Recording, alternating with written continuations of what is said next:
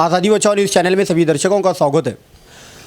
आज हमारे साथ चर्चा में मौजूद है सोलापुर शहर व ज़िला के एआईएमआईएम पार्टी प्रवक्ता कुमारो सैयद जी, जो हाल ही में सोलापुर शहर व ज़िले के पार्टी के प्रवक्ता चुने गए हैं। आज हम उनसे जानने की कोशिश करेंगे, क्योंकि ये एक ऐसी शख्सियत है जो कि पूरे सोलापुर शहर में पहले कांग्रेस में रहकर जो है उन्होंने अपनी पकड़ मजबूत बनाई थी। कांग्रेस के अंदर उन्होंने रहकर जो है सोलापुर शहर के अंदर बहुत सारे महापालिका का काम किया, विधानसभा का काम किया, फिर उसके बाद जो है लोकसभा का भी काम उन्होंने किया था। कांग्रेस पार्टी के सबसे बड़े नेता जो सुशील कुमार शिंदे हैं, उनके बहुत ही करीबी माने जाने वाले थे, लेकिन उन्होंने जो है कांग्रेस पार्टी छोड़कर एआईएमआईएम पार्टी ज्वाइन की थी। सबसे पहले तो आज़ादी बचाओ न्यूज़ चैनल में आपका बहुत बहुत स्वागत है सर। हम जानना चाहेंगे कि आपने कांग्रेस पार्टी छोड़कर एआईएमआईएम पार्टी क्यों ज्वाइन की? अस्सलाम वालेकुम। मैंने कांग्रेस पार्टी छोड़ के एमआईएम पार्टी क्यों ज्वाइन की, इसके पहले मैं ये कहूँगा कि एमआईएम पार्टी में जब मैं था तो एमआईएम पार्टी क्यों छोड़ी, ये पहले अहमियत रखता मेरे लिए, क्योंकि मैं एमआईएम पार्टी छोड़ना ही नहीं चाहता था उस वक्त।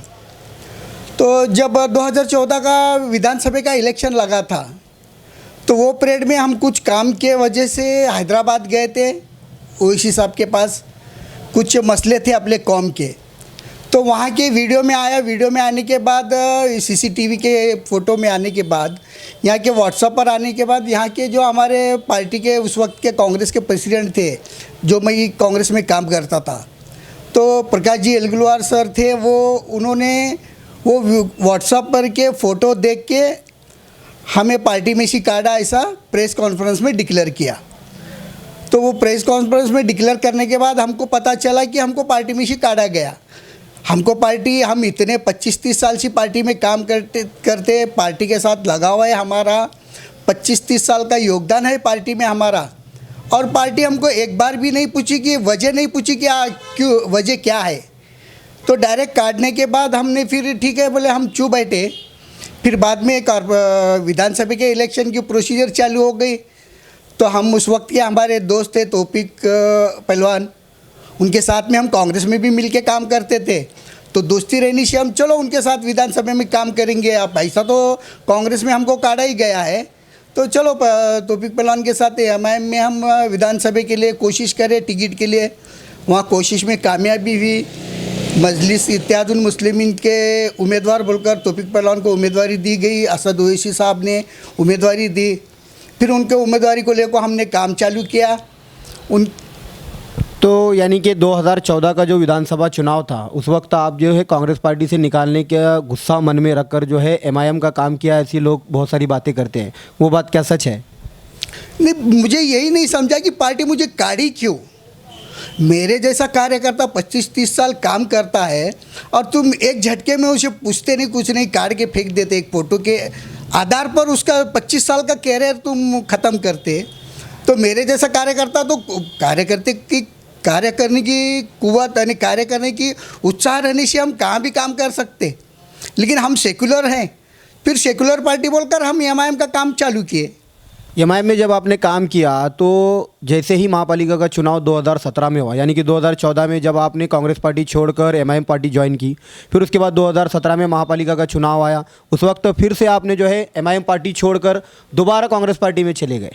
क्या वजह थी इसके पीछे? जी, उस वक्त एमआईएम में हम अच्छा काम कर रहे थे, अच्छी टीम बनी थी, अच्छा एक नवीन नेतृत्व तैयार होने की कतार पर था। उस वक्त कारपोरेशन के इलेक्शन लगे। कारपोरेशन के इलेक्शन में मैं मेरी तरफ से जो पार्टी में हूँ ईमानदारी से रहूँगा। मैं मुसलमान हूँ, जिसके साथ रहूँगा ईमानदार रहूँगा। जब उसके अपोज जाऊँगा तो उसके अपोज काम करूँगा। विरोधी पार्टी में जब उसके साथ रहो को गद्दारी करना, ये मेरे खून में नहीं, और ये हमारा इस्लाम सिखाता भी नहीं हमको ऐसा। तो हम जहाँ थे वहाँ ईमानदारी से काम कर रहे थे मजलिस का। फिर कारपोरेशन के इलेक्शन लगे। कारपोरेशन के इलेक्शन में एक अच्छा टीम बना के हमने अच्छे कैंडिडेट देने की कोशिश की। इलेक्शन हुआ, इलेक्शन में अच्छा रिज़ल्ट आया, 9 सीट आए।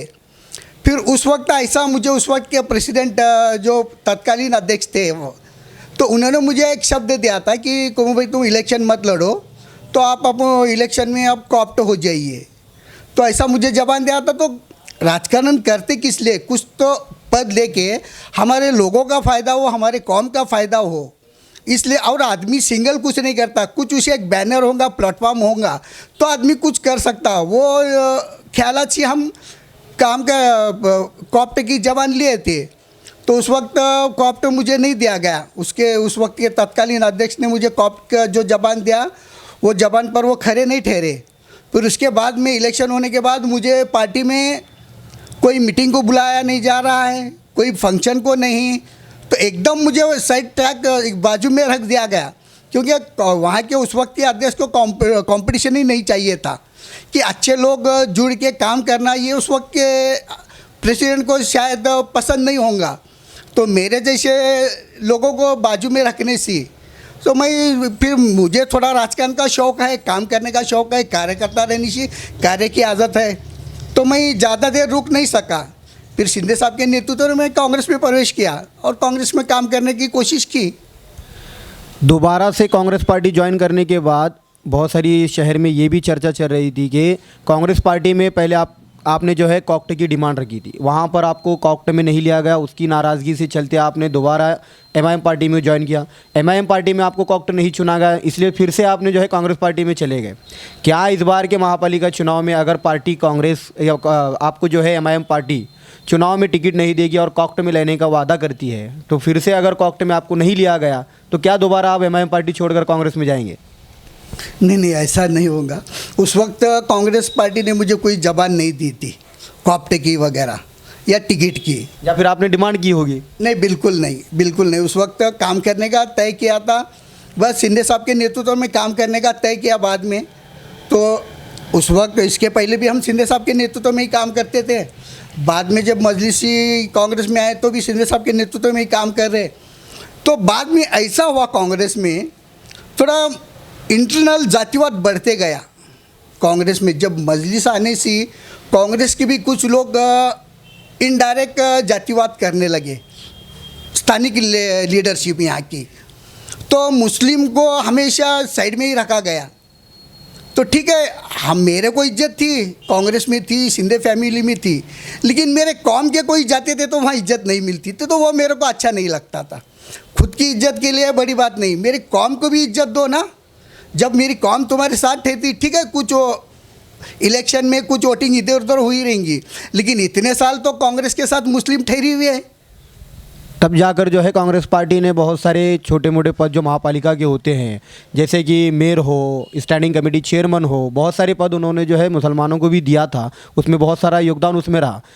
लेकिन ऐसी पार्टी, जो पार्टी आपने 25 सालों तक जिसका साथ दिया, अचानक से एक ऐसी पार्टी को चुना आपने, जो पार्टी पूरे भारत देश में जिसको जो है एक अलग ही तरीके से पहचाना जा रहा है कि विवादित बयानों से उसको पहचाना जाता है, एक समाज को लेकर चलने वाली पार्टी का नाम उसको दिया जाता है, वो किसी और मज़हब के बारे में बात नहीं करती, ऐसी पार्टी क्यों चुना आपने? नहीं, आपका बोलने का मकसद ऐसा है कि एमआईएम पार्टी ये जातिवाद पार्टी है? ये मेरा नहीं, सभी का मानना है। जी बिल्कुल नहीं, झूठ है ये एमआईएम पार्टी ऐसी पार्टी है। क्यों मुस्लिम लीडर नहीं बन सकता क्या? हर कौम का लीडर बन सकता है इंडिया में, हर पार्टी में हर कौम का लीडर है। मुस्लिम लीडर के नाम बताओ मुझे, कितने हैं बताओ? बीजेपी में बताओ, शिवसेना में बताओ, एनसीपी में बताओ, कांग्रेस में बताओ। क्यों वोट लेने के लिए एनसीपी कांग्रेस को मुस्लिम याद आती, और जब लीडरशिप आती है तो लीडरशिप मुस्लिम को आप नहीं देते। जब कोई हमारा लीडरशिप करने के लिए तैयार हुआ तो उसे जातिवाद बोलते आप। वैसा तो फिर जातिवाद अरविंद केजरीवाल भी है, तो अरविंद केजरीवाल की वजह से भी आम आदमी के वोट कट हो रहे ना, तो वो जातिवाद नहीं दिख रहा, वो आपके फेवर का दिख रहा। ये सिर्फ मुस्लिम है, दाढ़ी टोपी है बोलकर इसे आप जातिवाद बोलेंगे। अगर ये जातिवाद रहता था तो यहाँ पर 2 दलित को हम नगर सेवक नहीं बनाते थे, जो कि हमारे नूतन गायकवाड़ तई और पूनम बंसोड़े तई नगर सेवक बने। तो ये कैसा, ये मुस्लिम है क्या? ये तो दलित है। और हम हर पिछले इलेक्शन में हर जाति धर्म के लोगों को टिकट देने की कोशिश की। तो हाँ, ये है कि मुस्लिम की तादाद ज़्यादा है, तो बाकी के भी लोग जुड़ेंगे तो उनकी भी तादाद दिख के आएंगी। तो ये तो सेकुलर पक्ष है।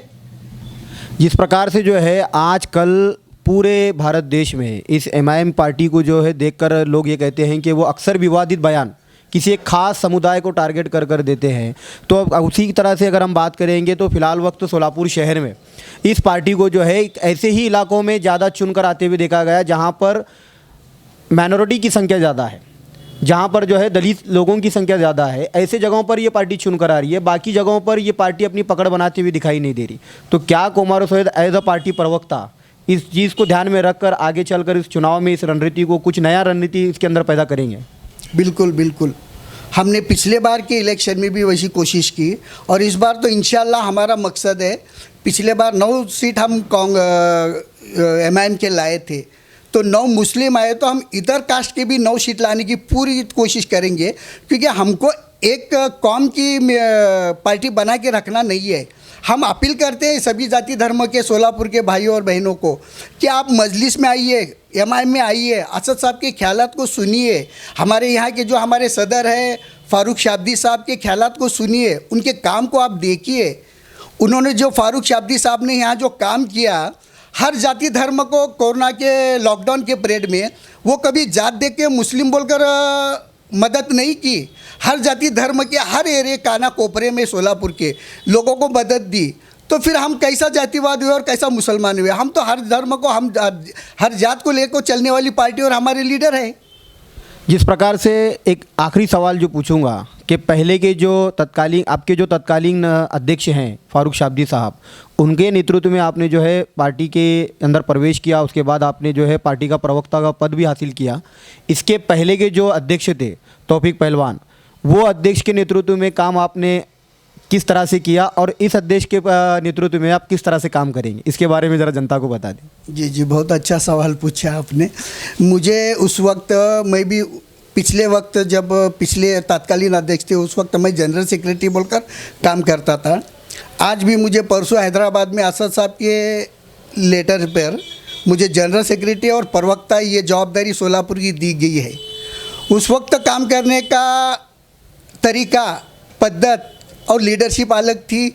इस वक्त की काम करने की तरीका, लीडरशिप अलग है। उस वक्त का आप सोलापुर जनता को मालूम है, उस वक्त के प्रेसिडेंट की पोजीशन और आज के प्रेसिडेंट की पोजीशन, सदर की पोजीशन में थोड़ा अंतर है। मैं किसी को नाम नहीं रख रहा हूँ, मैं उस वक्त के अध्यक्ष के साथ भी काम कर रहा हूँ, इस वक्त के अध्यक्ष के साथ भी काम कर रहा हूँ। लेकिन उस वक्त के अध्यक्ष के साथ जो काम करता था तो थोड़ा जो मेरी क्वालिटी थी वो क्वालिटी को वाव नहीं मिलता था। ये अध्यक्ष को जो है, ये अध्यक्ष को एक क्रीम स्टैंडर्ड एजुकेटेड समाज में अपनी एक पहचान रखने वाले लोगों की इज्जत करते हैं, उनको पुढाकार देते हैं, काम करने का वाव देते हैं। ऐसे बहुत सारे लोग हैं, आप देखेंगे फ़ारूक शाब्दी साहब के नेतृत्व में अच्छी टीम, एक अच्छी समाज, मुस्लिम समाज हो या इतर सब समाज हो, वो टीम जुड़ा के अच्छा एक माहौल हर धर्म को लेकर जाने की कोशिश, एक अच्छा नेतृत्व हमारे यहाँ सोलापुर को मिला है फ़ारूक शाब्दी साहब के रूप में। जिस प्रकार से जो है हाल ही के जो अध्यक्ष हैं हाजी फ़ारूक शाब्दी साहब, इन पर ये आरोप लगते रहे हैं कि जो नगर सेवक जो पार्टी छोड़कर चले गए थे उनको दोबारा लाने के लिए उन्होंने कोशिश नहीं की। क्या एज अ पार्टी प्रवक्ता आप उन नगर सेवकों को दोबारा पार्टी में लाने की कोशिश करेंगे? उनको दोबारा लाने की कोशिश फ़ारूक भाई तो बहुत किए। इसका मतलब आप भी मीडिया वाले हैं, आप जानते हैं, इतने 2 साल से ये प्रोग्राम चल रहा है ये लोगों का, तो कभी उन्होंने उनके खिलाफ स्टेटमेंट नहीं दिया। उन्होंने हमेशा आशा करी कि ये लोग हमारे हैं, ये हमारे कौम के हैं, ये हमारे मजलिस के हैं, ये आएंगे, ये शेवर तक उनको आशा थी। तो वो उसलिए वो लोगों के खिलाफ या वो मैं उनको पार्टी में काढ़ा। हालांकि साल 1.5 साल से चल रहा, हर जितने भी ये नगर सेवक 5-6 लोग गए तो अपोज पार्टी के स्टेज पर बैनर के नीचे रहते थे। तो अगर वो चाहते थे तो उस वक्त ही उनका काट सकते थे और उनका नगर सेवक पद भी रद्द होता था। तो 6 साल इनको इलेक्शन भी लड़ने नहीं आता था। तो यह आदमी का दिल इतना बड़ा है कि नहीं, वो हमारे लोग हैं, अभी भी आशा है उनको, अगर वो आएंगे तो हम उनको पूरी उनकी ताकत के हिसाब से उनको इज्जत देंगी कौम और मजलिस। और हमारे सदर असद ओवैसी साहब हो या फ़ारूक शाब्दी साहब हो, अभी भी हम सबको लेकर चलने की कोशिश करते हैं।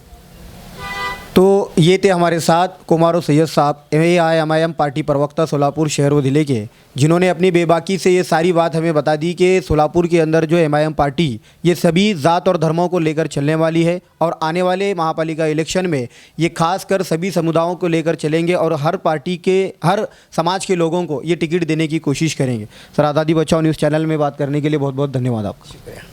शुक्रिया।